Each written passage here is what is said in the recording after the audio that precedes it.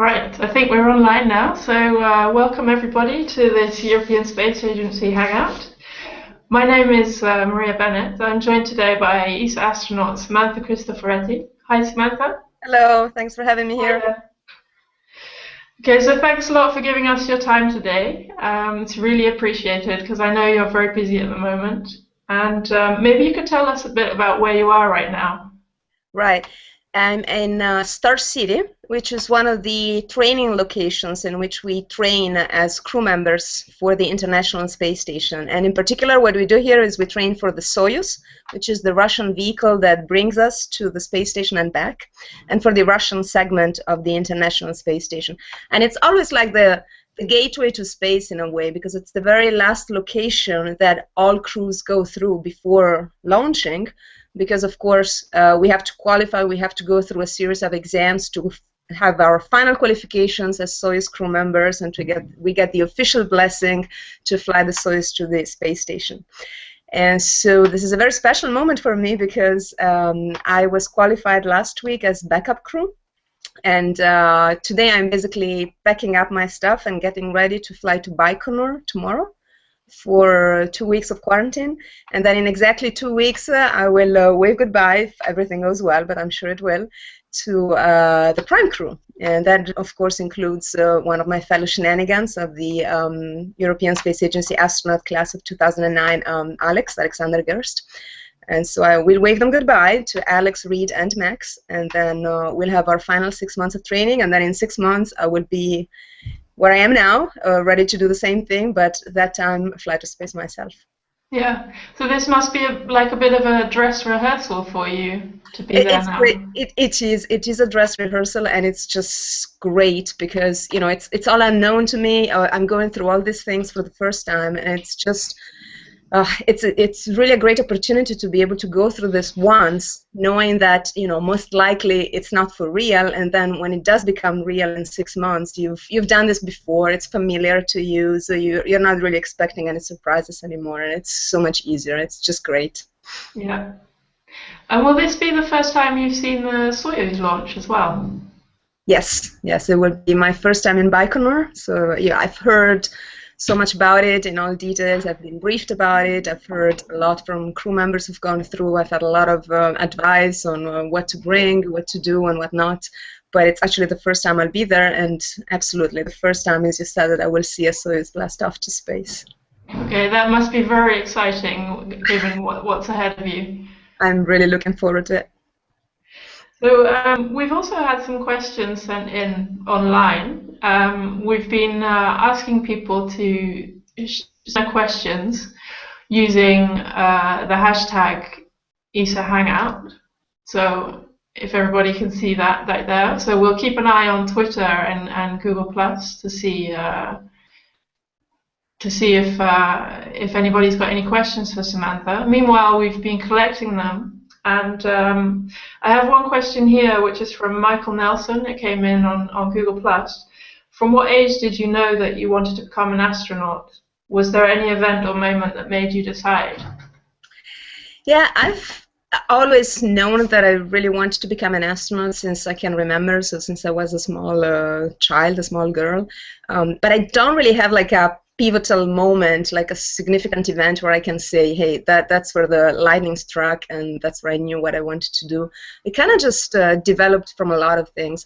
I like to say that part of it, I think, is just simply growing up in a small village in the mountains, in the Alps, because in places like that, when there is very little light pollution, you have this direct contact with the sky, right, with the starry sky at night. So maybe that was part of it. I was always fascinated just by looking at the stars.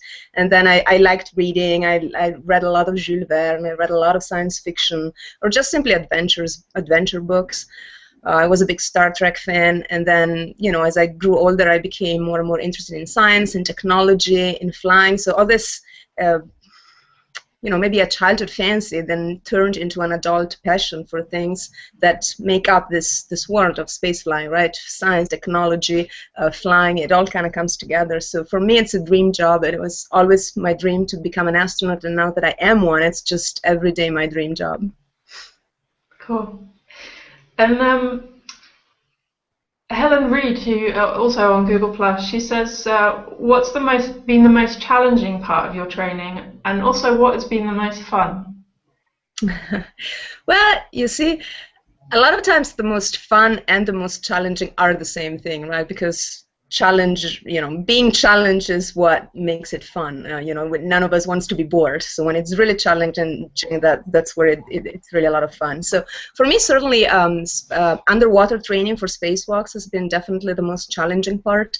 I guess most people would say that. It's just very demanding on all aspects from a physical point of view, but also from a mental point of view. You need stamina, you need discipline, you need attention to detail. You need to be able to keep up the concentration for like 6 full hours of really, really hard work. And the learning curve is very steep. So every time you go in the water, you're expected to perform a little bit better or significantly better than last time, because they want you to be on a pretty steep learning curve. And so it was definitely challenging for me. But again, that's what makes it really rewarding and fun in the end. Yeah, yeah, good. So Antonio also says, "Hello, Samantha. With Hello. every day your departure to the ISS becomes closer. How are you feeling about that?" It's weird. It becomes every day a little bit more real, all right? I mean, this is a very long path. It's like it's like if you took a picture of yourself every day, you don't see the difference every day, right? You change it just a little bit, but then if you compare the pictures 2 years apart, then you will see a major change maybe. And it's kind of the same thing here.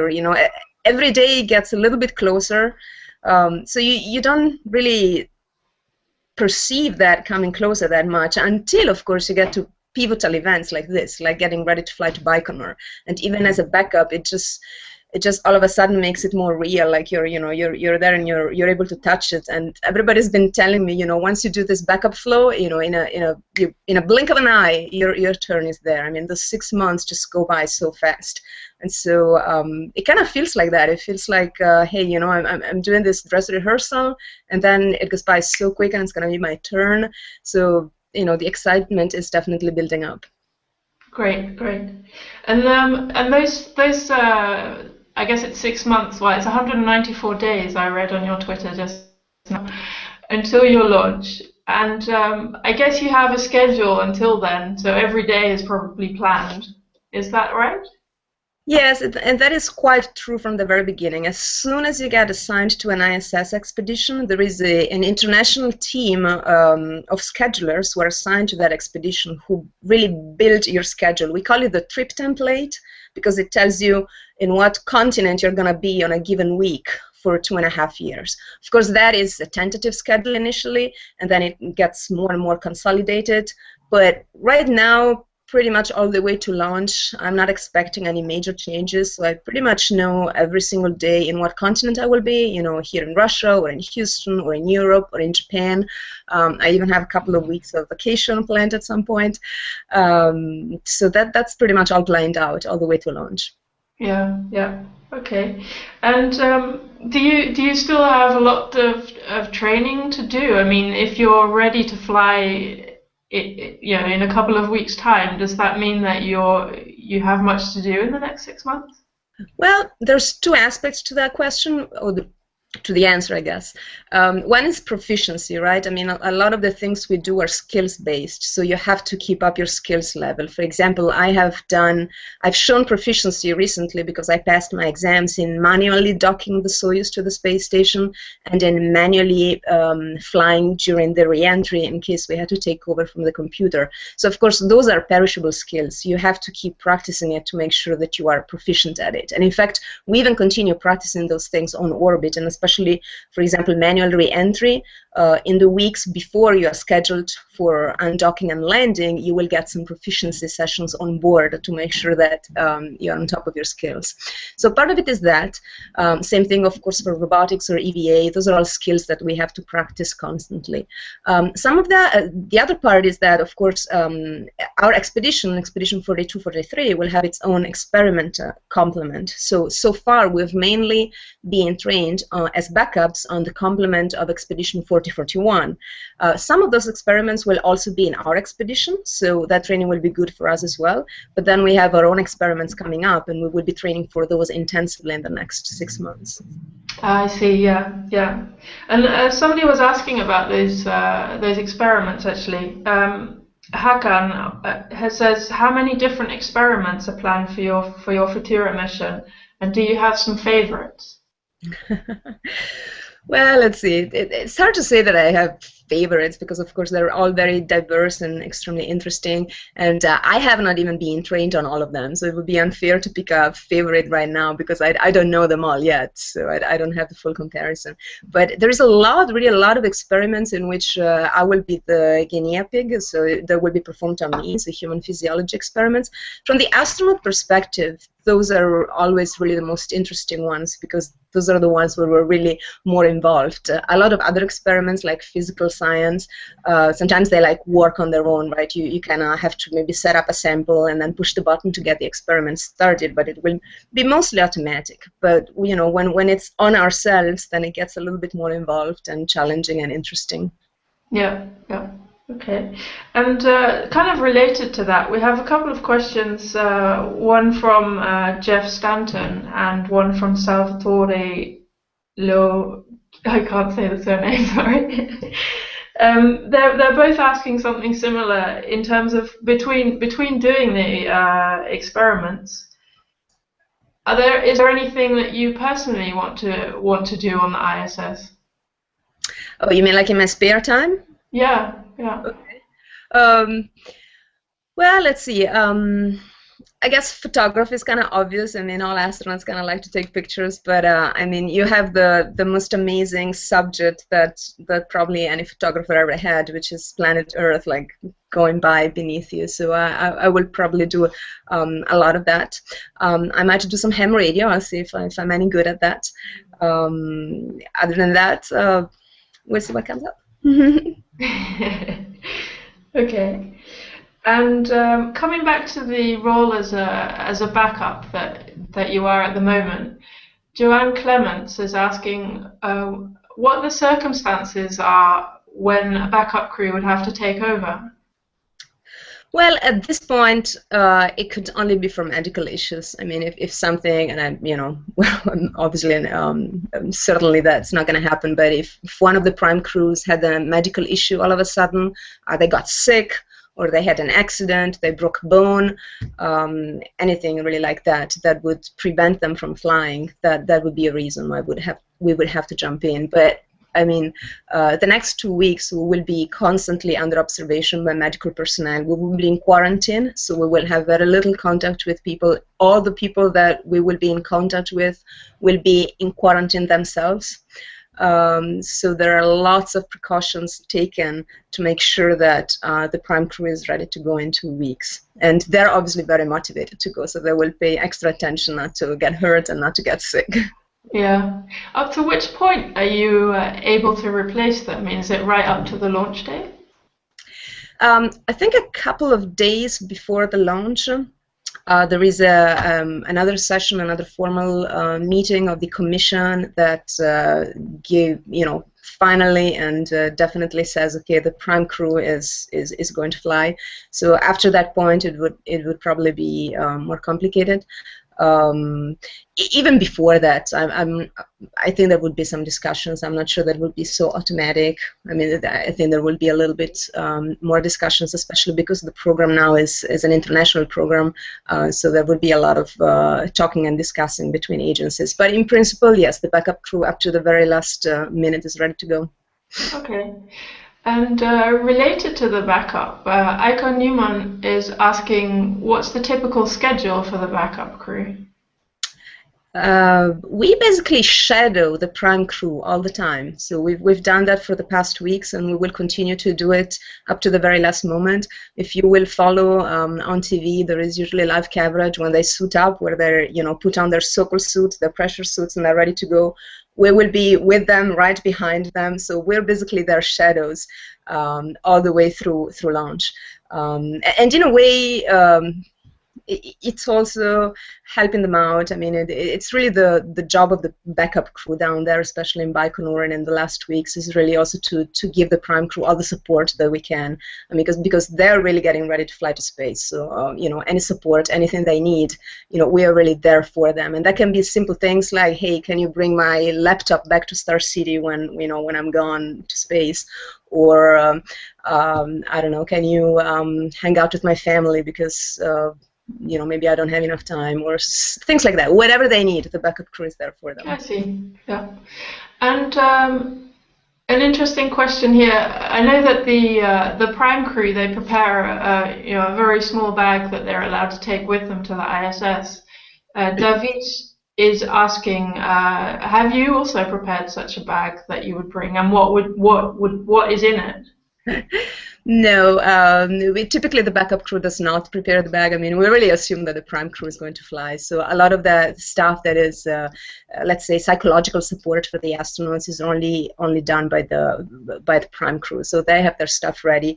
I'm starting to gather stuff for my 1.5 kilo. That's how we call it, because it is 1.5 kilos that we can bring with ourselves.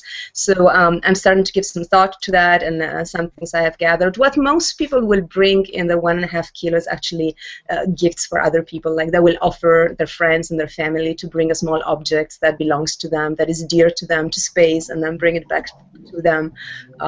So that's what you mostly do, because really all the stuff that you need to survive and work up there is taken care of. It's like if you went you know, on a cruise or on a voyage or on a camping trip, and you know, a team of highly skilled professionals was taking care of your luggage and all the logistics. You know, in terms of needs, there's nothing we need that it's not already up there.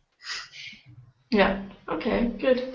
And another interesting question. It's something that you've been tweeting about recently. Is the We Fly team, and Alain Brock is asking, what have you learned from your contact with the We Fly team, yeah, what teachings do they provide you as an astronaut and in preparation for your flight? Right. See, this is an environment, the space community in general, of very diverse people, usually pretty skilled people, highly motivated, extremely diverse people. And I think it's very important, and people expect it, that you meet every individual and you give this individual the possibility of fully expressing him or herself without putting any expectation on them, right? And so this is really expected in the space environment and the space community, and I think We Fly, my friends in We Fly, helped me to make that a habit. But I don't think that's really only useful in spaceflight. I think it's really something important for all of us. I mean, we're all human beings. We have that tendency of seeing a person and recognizing something about this person that fits some kind of pattern, and then put on this person some kind of expectation, or a lot of times limitations. Like, for example, oh, you're in a wheelchair, you shouldn't be flying, right? And I was like that. I was surprised when I met them, because I had never met before, like, people on a wheelchair who were flying airplanes. And all of a sudden, they kind of, you know, it occurred to me that it's like, wow, who am I to put limitations on people based on what I perceive as, you know, a category they belong to, or an expectation. So that's what really they have taught me, and it's a huge lesson, because we tend to put limitations on people, not only on other people, but sometimes on ourselves too, and that sometimes prevents us from blossoming and living up to our full potential. So that's why I find them so inspiring. Yeah. Yeah, it's. I read your logbook. We haven't mentioned yet that you keep a daily logbook on Google Plus, which people can go and read there. And yeah, it's a very inspiring story to read about that. And what will you be doing with them during your mission? Will you be in touch with them as well? Yes, we'll try to be in touch. We'll try to talk each other's story. Like, so they will have the Futura logo. We have this joint logo, Futura and We Fly, and they will carry their logo on their airplanes. So in a way, throughout the season, so maybe we should say we are talking about an aerobatic group of composed mainly of disabled pilots and pilots with disability. And so throughout the season, they will have air shows, and they will carry Futura on their wings, and so in a way tell all their spectators and understand the Futura story, and I want to tell everybody their story. And I think there's a lot of synergies between our stories. Yeah, I know another thing that you're interested in is health and fitness, and we have a question about chocolate. It's Chantal Cody on Twitter, and she has a chocolate shop, in fact, and she wants to know: do you eat chocolate in space, and does it taste the same? Do you know that yet? I haven't heard that it tastes any different in principle, so I hope it will still taste good. I will definitely bring chocolate, and specifically the healthy type of chocolate, so high concentration cocoa, so not so much sugar and not so much fat, but a lot of cocoa itself, which is actually good for you. It has a lot of good properties, so I'm definitely bringing some of that with me. What about other food stuff? Will you be taking some Italian food with you? I will bring some Italian-made food, maybe not what people would consider the world-famous Italian specialties, which are more, like, I think that's more like food for like a big Sunday meal or for some special occasions. But I really wanted to concentrate on daily food that would give me all the nutrients and the energy, and would just help me to stay in good health in an environment like the one in the space station, which is pretty stressful for our body, which can create a lot of imbalances and can compromise your well-being, just because it's not a very healthy environment, as you can imagine up there, with microgravity, no sunlight, pretty high CO2 concentration in the atmosphere. So it can be very stressful for your body, and I think choosing the right food with the right nutrients can help you stay healthy. Okay. We also have a question here from Paolo Antonelli, who says, how much of your work is work and how much is passion? It's probably 100% passion. I mean, I'm one of those people who is just privileged to say that I don't ever feel like I'm working. I mean, for me, it's just life. It's a seamless continuation between life and work. I never catch myself saying, oh, I can't wait until I'm done working today, because, my work is my life, it's my passion, I just love it. Great, great. Another interesting question that came in on Google Plus from Hakan, who said, what do you think will be your biggest contribution to the mission individually? Oh, that's a very interesting question. I guess what I hope will be my biggest contribution. I mean, it's maybe arrogant to say it will be, but I hope that I will be able to contribute to us functioning well as a crew. It's very much a matter up there of functioning as a crew. There is no such thing as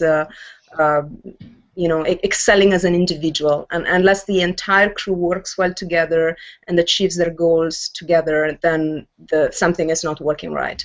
So I hope that I will be able to contribute to that, to us working smoothly and efficiently as a crew and having fun doing that.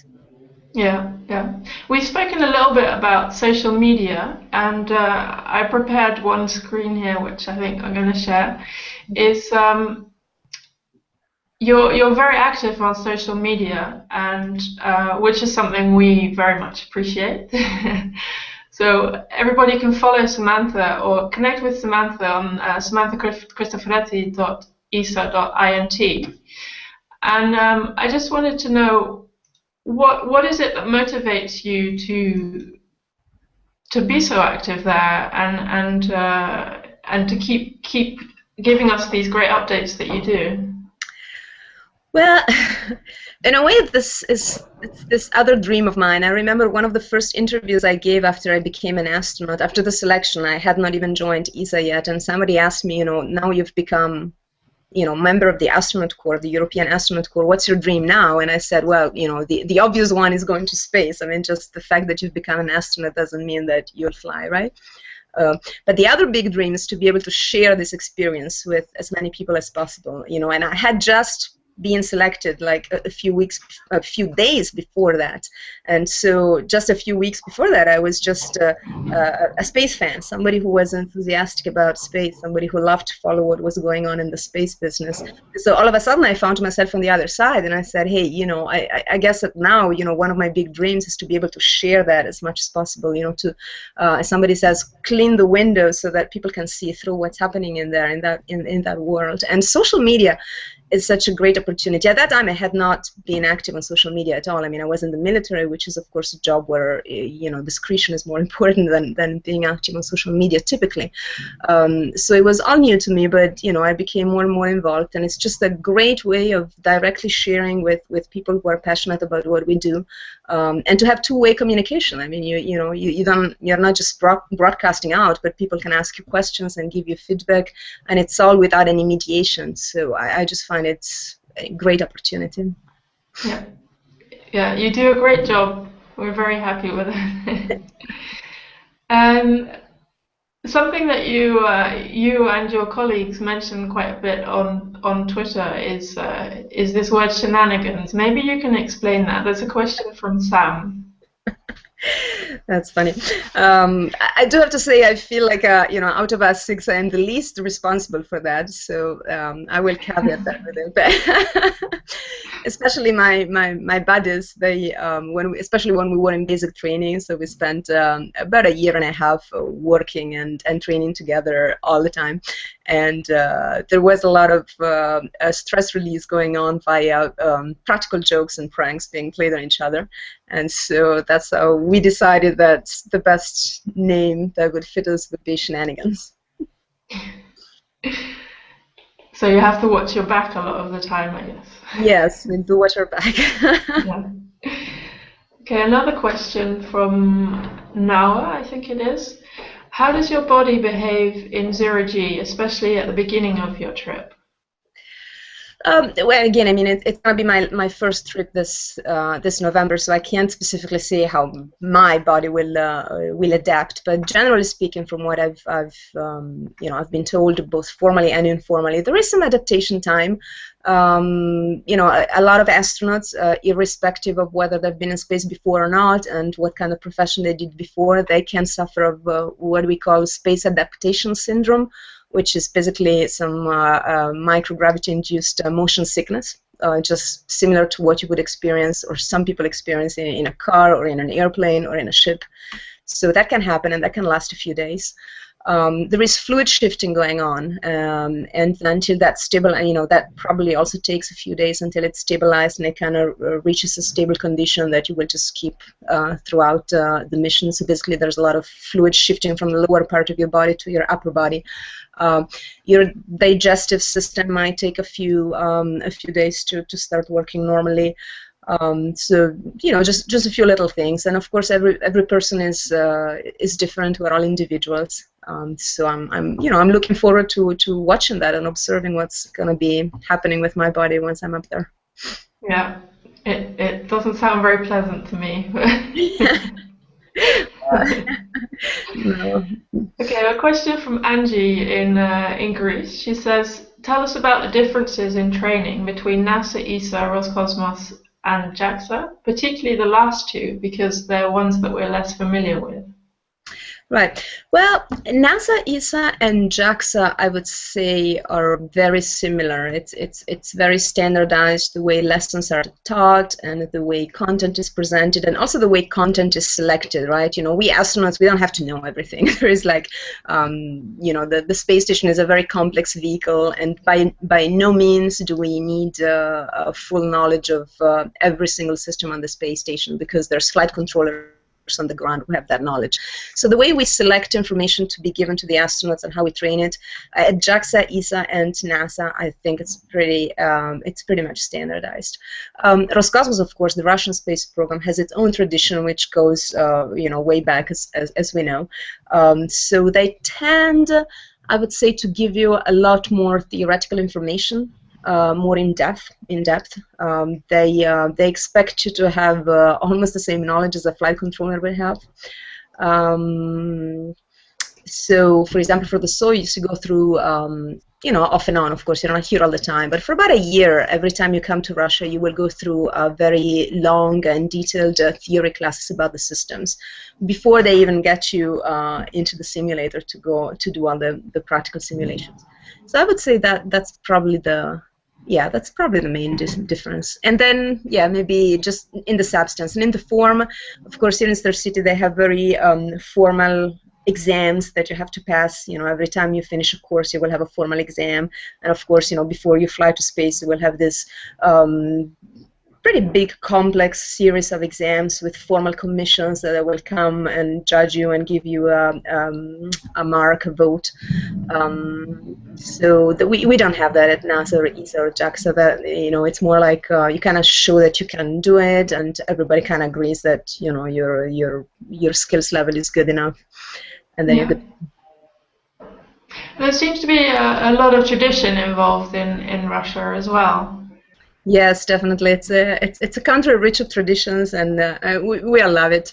For example, especially this final exams part, and then all the things that come after that. You have these 2 full days of exams. One is Russian segment and one is Soyuz. And as I said, it's very formal. You show up in the morning and you report to the examination committee. You pick one of several white envelopes, and those envelopes contain the scenarios that you will have during exams. So basically the failures that you will have to deal with, and of course you don't know what's in there, so it's a big secret.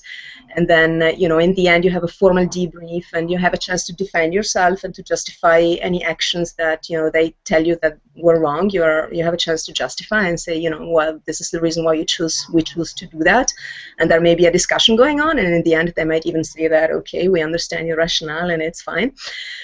And then at the end of the first day, you have this big party with a lot of toasting involved, and the whole instructors community comes, and they, each one of them speaks this long toast in which they usually wish you well for your flight.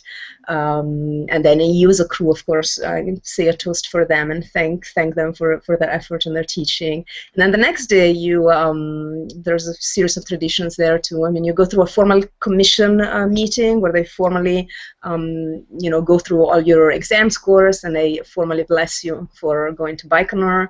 And then you go and sit at the Yuri Gagarin's office here in Star City at the museum. They reconstructed with all the original furniture the office of Yuri Gagarin.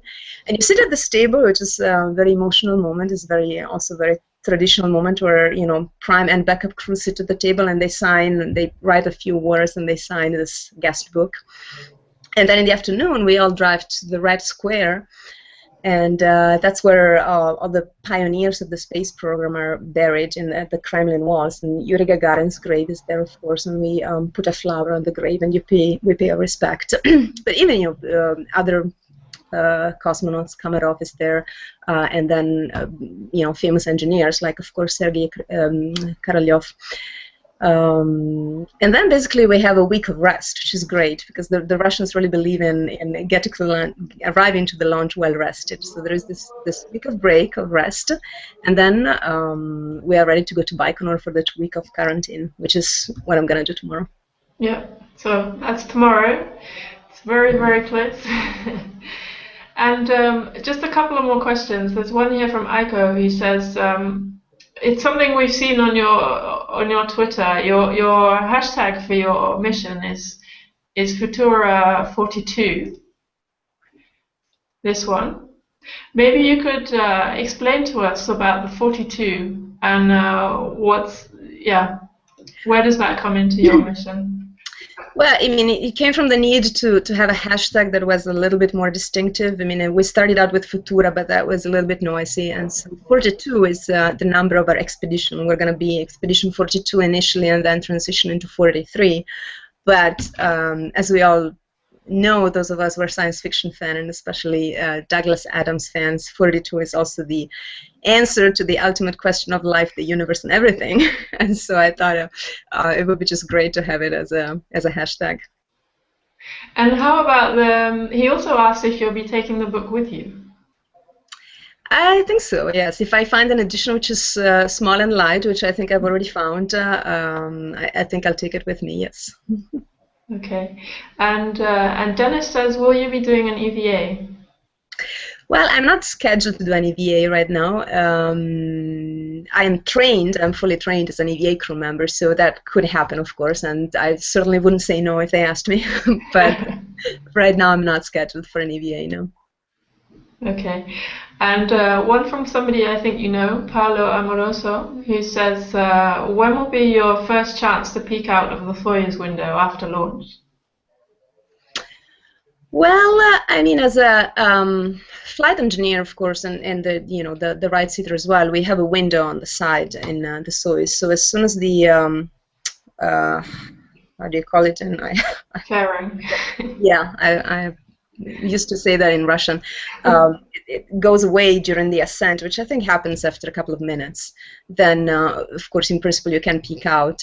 You're strapped in the seat pretty tight at that point, so you can probably just have a glance a little bit. But to really be able to go in front of the window and really look out, then you would have to wait until you're fully in orbit and you have had a first leak check. I think after the 5 or the 15-minute leak check, you get permission of loosening a little bit the straps, and at that point you can really look out of the window. Then, of course, it depends if it's day or night. I mean, if it's night, you're not going to see much, but then, as I say, once you're on orbit, day and night come very quickly.